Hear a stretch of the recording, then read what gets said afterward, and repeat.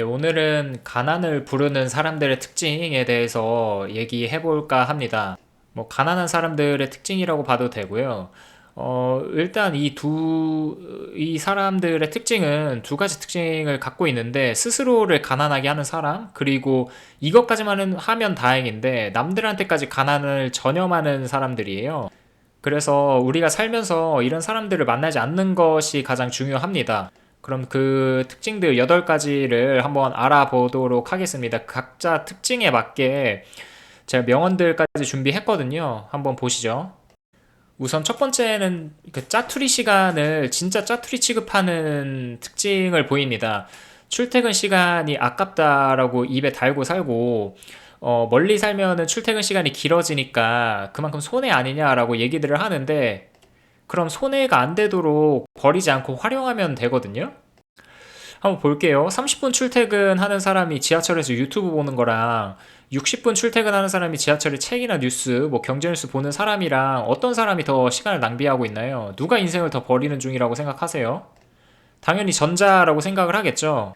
보통 이제 출퇴근 시간이 가까운 사람들은 그 시간 동안 뭘 할 수가 없어서 뭐 넷플릭스, 유튜브 같은 것들을 많이 봅니다. 그리고 시간이 있다 하더라도 체력적으로 힘들기도 하기 때문에 그 시간을 활용하는 사람이 굉장히 적거든요. 우리 지하철 타보면 알잖아요. 다 이제 스마트폰 보고 있는 거. 출퇴근 시간이 길다고 길바닥에 시간 버리는 일이라 생각하지 마십시오. 그 시간을 활용하기 나름이고요. 오히려 가까워서 버리는 사람들이 더 많습니다.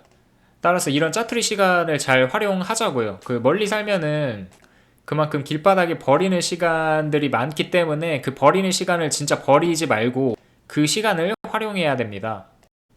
빌 게이츠가 이런 말을 했죠. 가난하게 태어나는 것은 결코 당신의 잘못이 아니지만 가난하게 죽는 것은 분명 당신의 잘못이다.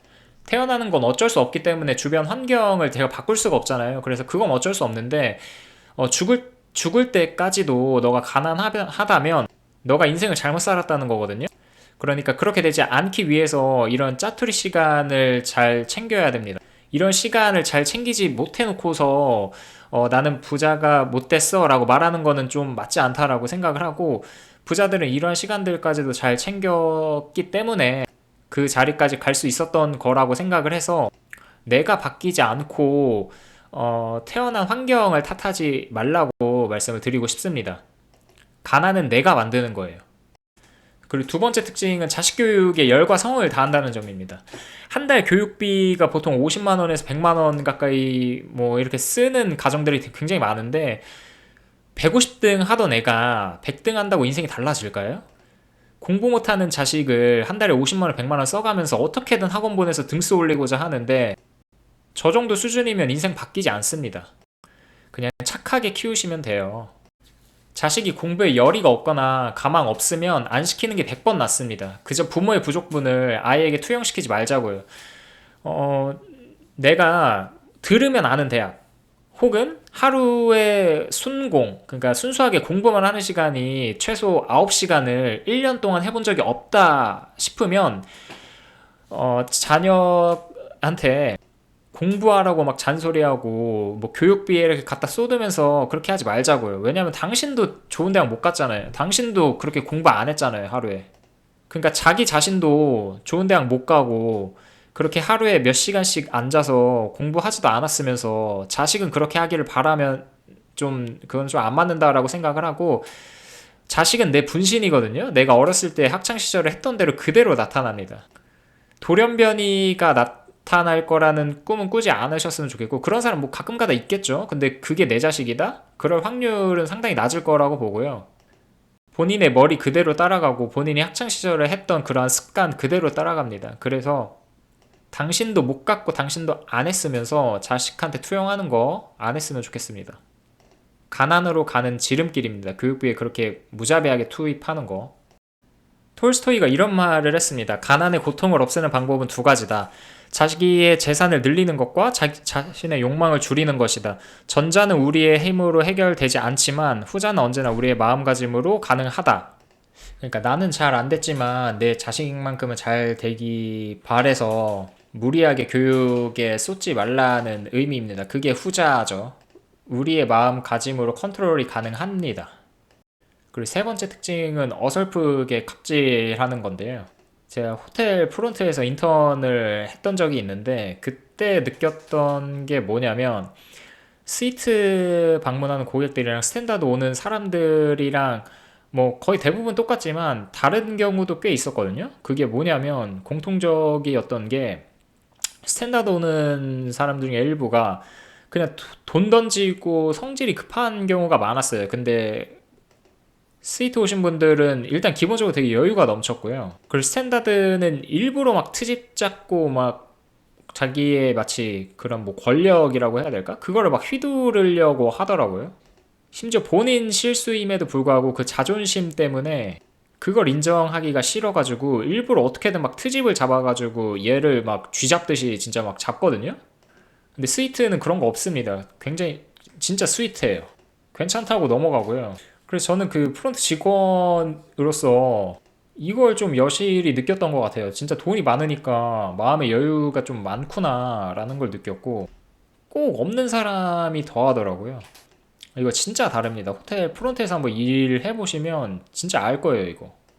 그렇다고 스탠다드 오는 분들이 다 막 그렇다는 건 아니고 가끔 가다 그런 사람들이 있다라는 거. 근데 스위트는 진짜 한 번도 못 봤어요, 한 번도. 그렇게 하는 사람들. 그래서 여기서 한번 보면 정직한 가난뱅이는 가난을 잊을 수 있지만 정직한 부자는 가난을 결코 잊지 않는다라고 하거든요. 이게 뭐냐면 전자는 내가 돈을 쓰면서 그 순간을 잊어버릴 수가 있는데 부자들은 가난했던 순간이 있기 때문에 그걸 극복하고 한 단계 한 단계 올라온 거여가지고 그 순간을 절대 잊지 못합니다. 왜냐면 그때로 돌아가지 않기 위해서 갖은 노력들을 계속해서 하거든요. 그래서 오히려 막 돈 쓰면서 막 그렇게 갑질하는 사람들 그 순간은 본인이 진짜 갑이 된 것처럼 느껴지고 그리고 그 순간 본인이 가난하지만 가난하지 않은 것처럼 자기 자신을 속이고 가난을 잊을 수가 있지만 그거는 그 순간뿐입니다. 프론트 직원에게 잘해주세요. 그리고 네 번째 특징은 이들은 사고의 체계가 좀 이상한 것 같더라고요. 이제 부정적인 사고가 만연해서 악재가 뜨면 뭐 악재로 해석하는 건 당연한데 호재가 떠도 악재로 해석을 해버려요. 특히 투자 시장에 이런 사람들이 진짜 많거든요. 그러니까 뭐만 했다면 악재인 거예요. 뭐가 떴다고 하면 뉴스만 떴다 하면 다 악재이고 예를 들어서 GTX 같은 거 그거 거품이라고 한 사람들 저는 아직도 이해가 안 갑니다. 왜냐면 GTX는 솔직히 뭐 DF는 아주 먼 미래 얘기여가지고 그거는 진짜 꿈과 허상일 수도 있는데 ABC까지는 우리가 체감하고 느낄 수 있고요. BC도 이제 곧 착공할 거니까 물론 착공식이 1년 전에 하고서 아직까지도 못하고 있긴 한데 그것도 언젠간 들어갈 거예요. 이제 올해 저는 들어갈 거라고 생각을 하고 아무튼 그 ABC 같은 경우에는 일단 기본적으로 그 지역의 펀더멘털이 달라진다라는 거기 때문에 이거는 거품이라고 할 수가 없거든요. 악재가 아니에요. 무조건 호재예요, 이건. 90분 출근 거리를 20분으로 줄여줬죠. 그 운정에서 서울역 얼마 전까지. 시간적인 가치가 상당합니다. 이거 금전적인 가치로도 환산할 수 있다는 걸 보여드렸죠. 그러니까 GTX는 진짜 무조건 호재인데 이걸 또 악재로 뭐 GTX가 뭐 거품이라느니 뭐라느니 막 악재로 해석을 해버리니까 사고 체계가 좀 일반적이지 않다라고 느꼈습니다. 우리 공자 선생님이 이런 얘기를 하셨어요. 끼니를 걱정하는 사람에게 고상한 정신이 깃들기는 어렵다.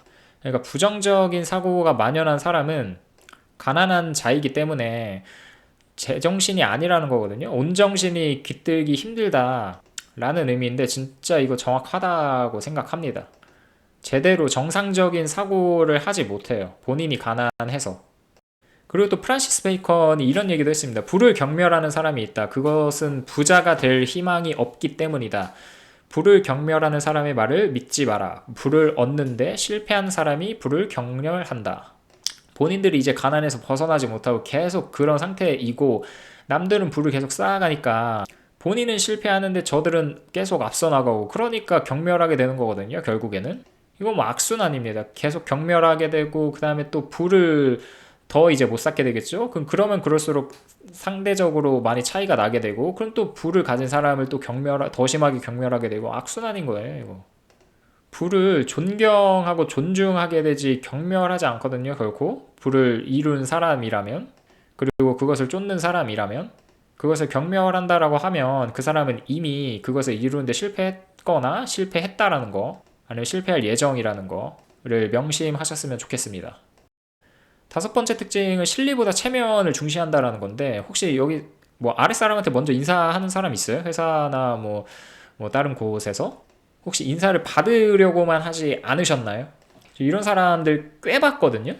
일단 뭐 나이를 굉장히 중시해요, 이런 사람들은. 그래서 아랫사람한테 절대 먼저 인사하지 않습니다. 고개 뻣뻣하게 들고 받으려고만 해요. 그리고 인사하면 어떡하죠? 그냥 고개만 까딱하죠. 자, 인사를 떠나서 본인보다 아랫사람이라도 나보다 잘하는 게 있을 수 있거든요. 그로 배울 게 있다라는 말인데, 주식시장 우리 한번 보자고요. 10년 투자하면 뭐예요? 테마주로 보낸 10년이 주식 경험치라고 생각하지 않고요. 그건 그냥 막 한 거예요, 무지성으로. 그렇게 테마주로 보낸 10년 동안 당신 투자 성적표가 어땠냐고요. 한번 여쭤보고 싶습니다. 아는 거 없이 그저 테마주만 했으면서 그냥 10년이라는, 나 10년 동안 뭐 주식 했어요 이러면서 거들먹대는 사람보다 혼자 분석해서 10만 원 수익 내본 고졸한테서 더 배울 게 많다고 생각하거든요. 아랫사람이더라도 배울 게 있으면 배워야 합니다. 나이가 깡패가 아니에요. 이 우리나라의 체면 문화 참 문제라고 생각하는데, 여기서 좀 탈피를 하셔야 된다고 생각합니다. 앤드류 매튜스가 이런 얘기를 했는데, 당신의 마음과 신념 체계가 바로 지금 당신이 가진 것을 결정하며 당신의 마음이 당신을 부자로도 만들고 가난뱅이로도 만든다. 사람은 생각하는 만큼 얻게 돼 있다. 쟤는 나보다 어리니까 경험도 많이 안 해봤으니까 내가 오히려 가르치면 가르쳤지 쟤한테 배울 건 없어 라고 생각하는 사람들이 굉장히 많은데, 그렇게 생각하면 안 되는 거고요. 저는 이 시장에서 뭐 나이, 학력, 경력, 경험 하나도 안 중요하다고 생각합니다. 투자할 때 막 배경 내세우는 사람 있어요. 나 어디 증권사 출신이다, 운영사 출신이다, 뭐 펀드 매니저 몇 년 했다, 아니면 뭐 학교를 어디 졸업했다, 뭐 주식을 10년 동안 했다, 나이가 몇 살이다. 이렇게 본인의 배경을 내세워서 본인을 증명하고자 하는 사람들은 되게 허수였습니다. 그냥 성적표 하나 까면 돼요. 성적표라고 하는 거는 본인의 이제 투자 성적표를 얘기하는 거죠. 지난 1년 동안 본인이 얼마 벌었는지 즉석에서 요구받았을 때 즉석에서 바로 못 가는 사람들은 허수일 가능성이 매우 높습니다. 저는 그렇게 생각해요. 그냥 그거 1분이면은 모든 의혹을 다 해소하고 본인이 고수라는 거를 증명할 수 있는데, 그걸 안 하고 막 말이 길어지고 막 뭐 배경이 자꾸 어땠다는 등 막 그렇게 설명을 하니까 그런 거는 들을 필요도 없습니다.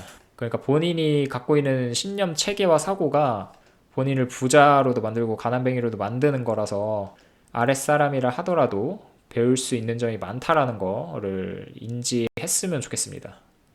여섯 번째는 로우 리스크 하이 리턴을 추구한다라는 점인데, 뭐 적금, 펀드, 지수투자 이것만 하고 높은 수익률을 원하거든요.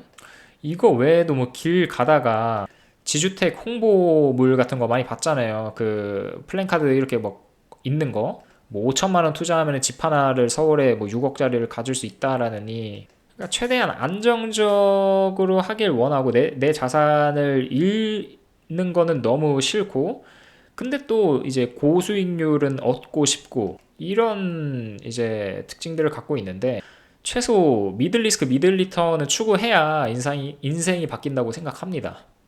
부자가 된 사람들, 사업 한 사람들 다 리스크 안고 투자한 거거든요. 사업이라는 게 진짜 흥망성쇠가 명확한 그런 분야인데, 본인이 스스로 다 해야 되고 처음부터 이제 자본금 많이 끌어다가 이게 성공할지 말지도 불확실한 상황에서 시장에 뛰어드는 건데, 본인의 모든 것을 다 안고 뛰어 들어가는 거예요. 그냥 회사 계속 다녔으면 안정적으로 뭐 월급이라도 꼬박꼬박 받겠지만 그런 것도 아니고 매달 이제 비용만 나가는 건데, 그런 사람들이 성공해서 하이 리턴을 받게 되는 거는 저 정당하다고 생각을 하고, 근데 꼭 사업해서 성공한 사람들을 욕하는 사람들이 굉장히 많아요. 그게 거의 대부분 뭐 가난한 사람들이거든요. 그런 사람들도 부를 경멸한다, 아까 얘기를 했었죠. 본인은 부를 얻는데 실패하기 때문에 저렇게 부를 갖고 있는 사람들에 대해서 굉장히 쉽게 벌었을 거라 생각하고 불로소득이라고 생각하고, 그래서 막 욕을 막 해대는데 결코 그렇지가 않습니다. 그래서 당신이 가난한 거예요. 부자가 되고 부를 얻고 싶다면 최소 미들 리스크 미들 리턴을 추구해야 한다라고 생각을 하고, 투자에도 뛰어들 때 그런 마음가짐, 그런 자세를 가지고 임해야 된다고 생각합니다. 그래야 인생이 바뀔 수 있어요. 진짜 로우 리스크 하이 리턴을 추구하는 사람들은 그냥 안전하게 패지나 좋으시죠. 리스크 하나도 없습니다, 이거. 못 하시겠으면 최소 미들 리스크 미들 리턴을 추구하자라는 거 기억하셨으면 좋겠고요. 이제 플루베르가 이런 얘기를 했습니다. 가난한 자가 부자를 질투하고 부자가 가난한 자를 겁내는 것은 영원히 없어지지 않을 것이다. 그러니까 안정적인 투자를 하면서 이제 하이 리스크를 안고서 하이 리턴을 얻어가는 사람들을 보고서 굉장히 질투를 많이 하는데, 서로가 서로를 이해하지 않고 거리를 두는 것은 영원할 거라는 거거든요. 부자 입장에서는 쟤네들로 인해서 내가 전염될 수 있기 때문에 어울리는 것 자체를 좀 겁내합니다. 가난한 자들은 이제 본인들이 부를 얻는데 실패했기 때문에 저 사람들을 시기하고 질투하고 끌어내려야 되고 막 이렇기 때문에 이러한 현상은 계속 없어지지 않고 계속 갈 거거든요. 인간 본성이 그렇게 막 하루아침에 바뀌지 않기 때문에 우리가 죽을 때까지 저는 영원할 거라고 생각해요. 그리고 또 한국 사회 특성상.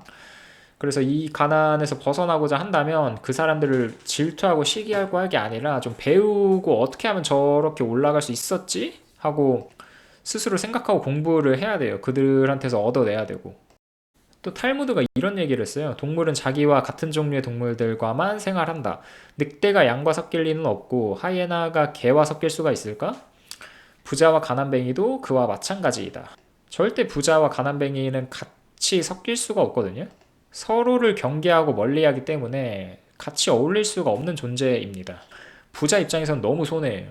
가난한 사람 입장에서는 그 사람들이 시기 질투의 대상이기 때문에 가까이 갈 수가 없어요. 그래서 우리는 그들을 겁내하는 사람이 되자고요. 시기하면 가난한 자가 되는 거고 그들을 겁내하면 부자가 될 수 있습니다. 아니, 될 가능성이 있는 거겠죠. 일곱 번째 특징은 지식 습득을 안 한다는 점입니다. 이게 굉장히 귀찮거든요. 매일같이 공부하고 리서치하고 뭐 이러는데 귀찮기 때문에.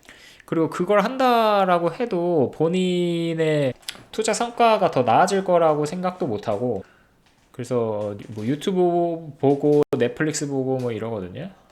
혹은 이제 공부한다고 착각하는 부류인데 그냥 기사 제목만 봐요.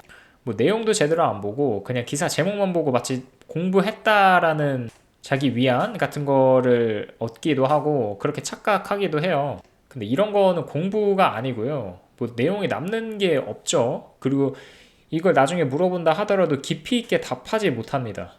그리고 그런 기사들조차도 이제 뭐 가십거리들 위주로 많이 보고, 아니면 뭐 어디 뭐 사고가 났다느니 뭐 어디 재해가 발생했다라느니 뭐 어디 뭐 연예인이 뭐 했다느니 뭐 이런 기사들만 많이 보고, 이제 예를 들어 뭐 삼성전자 어떤 기술을 보였는데 뭐 그와 관련된 기사들은 상세하게 보지도 않고 그냥 제목만 딱 보고 판단하거든요.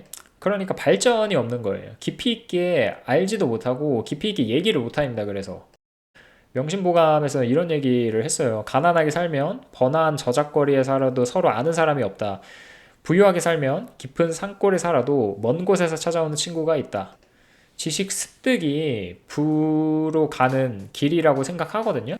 그거를 추구하고 쫓고 싶으면 지식 습득하는 거에 게을리해서는 안 됩니다. 결국 그렇게 해서 부를 얻게 된다면 모두가 당신을 찾을 거고요. 심지어 적이었던 사람도 당신을 찾게 됩니다. 내가 굳이 노력 안 해도 남들이 다 와서 나한테 친한 척 해주고 막 따르려고 하거든요. 공교롭게도 바로 오늘이었죠. 그 메타에서 뜬금없이 이사회에 데이나 화이트를 임명했어요. 이 UFC 뭐라고 해야 되지? 회장이라고 해야 되냐? 이 사람이 트럼프랑 몇 년 전부터 2017년부터인가 뭐 그때부터 굉장한 절친인데 이 사람을 뜬금없이 이사회에 임명을 합니다. 그리고 그 트럼프를 굉장히 괴롭혔던 팩트 체킹 프로그램도 없앤다고 이렇게 두 가지 기사가 거의 뭐 한 3시간 간격으로 바로 나왔어요. 아, 그래서 저는 이걸 보고 역시 부자가 되니까, 그러니까 그것도 뭐 권력이라고 치환해서 생각할 수 있겠죠. 부자가 되니까 사람들이 이렇게 몰리는구나. 어쩔 수 없이. 심지어 적이었던 사람도 몰리는구나. 굴복한다라는 거죠. 그 메타 그 CEO 저커버그 같은 경우에는 몇 년 전부터 이제 원래 민주당을 굉장히 그 지지하는 사람이었고 트럼프와 적과의 관계였거든요. 근데 이제 트럼프가 다시 복귀를 하니까 또 트럼프도 다시 틱톡 관련돼서 규제를 안 하겠다라고 해서 메타에 압박을 가하기 시작하니까 저절로 수그리는 거예요. 그러니까 이렇게 권력, 돈 이런 것들이 있어야 됩니다. 그러면은 주변에 좋은 사람들뿐만 아니라 나쁜 사람들까지도 알아서 굴복해서 숙이거든요. 마지막 여덟 번째 특징은 SNS에 미쳐 있다라는 건데 이 비싼 거 브랜드에 굉장히 집중을 해요. 지금 이거 신라 호텔에서 나온 올해 케이크인데 상당히 비싸요. 이 가운데 게 아마 30만 원인가 하고 오른쪽에 있는 거는 작년에 나왔던 건데 저것도 한 2, 30만 원 했던 것 같고 왼쪽이 아마 40만 원입니다. 그러니까 우리가 케이크 뭐 사봤자 한 3만 원, 5만 원짜리 생각을 했지. 이런 건 언감심심 꿈도 못 꾸는데 이런 걸 소비하는 사람들이 있어서 이렇게 호텔에서 계속 가격을 매년 높여가지고 출시를 하거든요. 얼마 전에 그 투썸이었나요? 거기서 나온 케이크를 하나 먹었는데 굉장히 맛있더라고요. 그 37,000원 정도밖에 안 하는데 또 성심당도 굉장히 가성비로 유명하죠. 아무튼 이런 거에 굉장히 꼭 소비를 해야 된다라고 생각하고 막 자랑하려고 하는데 이런 사진도 많이 봤잖아요. 아니면은 뭐 차를 자랑한다거나 뭐 명품 백, 뭐 샤넬 백을 자랑한다거나 아니면 뭐 여행이나 뭐 호캉스 가서 뭐 이런 사진들. 근데 진짜 여유가 돼서 가는 거는 상관없는데 보여주려고 하는 사람들이 꼭 있거든요. 제가 얼마 전에 또 뭐 예능 같은 걸 봤는데 뭐 거기서는 빚을 내면서까지 해외여행을 가고 막 그러더라고요, 그 여자가. 그거는 진짜 아닌 것 같은데, 그런 사람들이, 그 사람이 뭐라고 했냐면, SNS를 한다라고 했고, 거기에 보여주기 위해서 그렇게 갔다라고 하거든요. 내가 그거를 진짜 온전히 즐기는 게 아니라, 여행이나 그런 것들을 즐겨서 가는 게 아니라, 그런 데다가 좀 표출을 해야 자기 직성이 풀리는 사람이어가지고, 그거를 위해서 이제 소비를 했다고 하는데 저는 그런 사람들을 얘기하는 거예요. 브리에르가 이런 얘기를 했습니다. 가난이 범죄의 어머니라고 하면 정신적 결함은 아버지이다. 왜 남을 신경 쓰는지 모르겠습니다. 그 자기 자신이 아니라 그 SNS에 이렇게 막 내가 이렇게 살고 있다라는 거를 자신을 속여가면서 이렇게 자랑하는 거 그거 진짜 정신적인 결함이라고 생각하고요. 그래서 오해하시면 안 돼요. 내가 진짜 여유가 있고 그걸 진짜 즐겨서 그걸 가는 사람들은 정상인이라고 생각하는데 SNS에 보여주기 위해서 그렇게 소비를 하는 사람들은 진짜 정신적인 결함이 있다라고 생각합니다. 그리고 또 로저스가 이런 얘기를 했어요. 세상에 많은 사람들이 자신들이 진정으로 원하지 않는 것을 사는 것에 돈을 소비한다. 자신들이 싫어하는 사람들에게 깊은 인상을 주기 위해서 말이다. 그러니까 본인은 뭐 그렇게까지 뭐 엄청 원하는 건 아니었는데 남들한테 보여주기 위해서 남들한테 깊은 인상을 주기 위해서 억지로 하는 소비들이거든요. 그 SNS에 이렇게 올림으로 인해서 사람들이 보게끔 하는 거니까 이런 사람들 진짜 정신적인 결함 있는 거라고 저는 생각합니다. 이러면 안 되고요. 터키에 이런 속담이 있습니다. 사람들은 부자가 넘어지면 재난이라고 생각하고 가난한 자가 넘어지면 술에 취했다고 말한다. 그러니까 똑같은 현상, 똑같은 상황이라 하더라도 저 사람이 부자냐 가난한 자냐에 따라서 다르게 판단하고 말한다는 거거든요. 그러니까 이게 얼마나 억울해요. 가난한 사람 입장에서는. 그러니까 우리가 이렇게 취급받지 않고 인식되지 않으려면 부자가 되는 게 낫겠죠. 똑같은 일을 해도 좋게 판단을 해준다는 거니까. 그러니까 가난해지면 이런 게 괴롭습니다. 그래서 오늘의 결론은 다들 이 노래 아시죠? 그 빅뱅의 노래 중에 쥐드래곤이 이런 가사를 썼습니다. 진짜 유명해지고 권력이 있고 돈이 많고 이렇게 잘 나가면 내가 뭔 짓을 해도 박수갈채를 받습니다. 그래서 그 가난해지기 위해 그 8가지 특징을 이뤄내려고 하지 말고 그런 것들을 꼭 버려서 이런 사람이 되셨으면 좋겠습니다. 개인적으로 한 이 8가지 중에 2개 이상 충족을 하면 저는 가난한 사람이거나 될 확률이 매우 높은 사람이라고 생각하거든요. 꼭 그렇게 되지 않으셨으면 좋겠고 오늘 방송은 여기서 마무리 짓도록 하겠습니다. 감사합니다.